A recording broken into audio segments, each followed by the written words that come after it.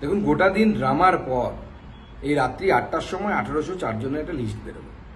এর আগে একটা লিস্ট দেওয়া হয়েছিল, কিছুক্ষণের পর আবার সেটাকে নামিয়ে নেওয়া হলো ওয়েবসাইট থেকে। এর মানেটা কি আমরা বুঝতে পারছি না। লিস্টে কোনো ডিটেলস দেয়া নেই, আদৌ কি এরা ক্যান্ডিডেট, কোথাও চাকরি করছিলেন কি করছিলেন না।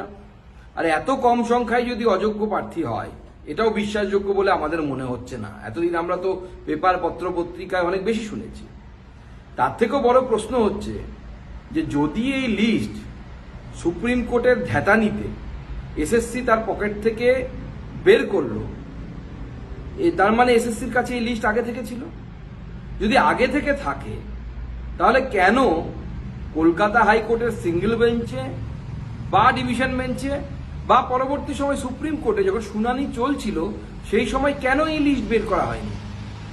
এই যে 26,000 চাকরি চলে গেল, তাদের মধ্যে যোগ্য যারা, আমি 2,000 যদি বাদ দিয়ে দিই, বাকি যে 24,000 যারা যোগ্য তাদেরকে যে আর একবার পরীক্ষায় বসতে হচ্ছে, সেটা তো এদের জন্য, এসএসসির জন্য। এসএসসি বাদ দিয়ে এটা কেউ সার্টিফাই করতে পারে না যে কারা যোগ্য কারা অযোগ্য, কারা টেন্টেড। তো স্বাভাবিকভাবে আমার মনে হয় যে 24,000 জনকে যোগ্য হয়েও পরীক্ষায় বসতে হচ্ছে, তাদের তৃণমূল কংগ্রেসের নেতাদের কলার ধরা উচিত।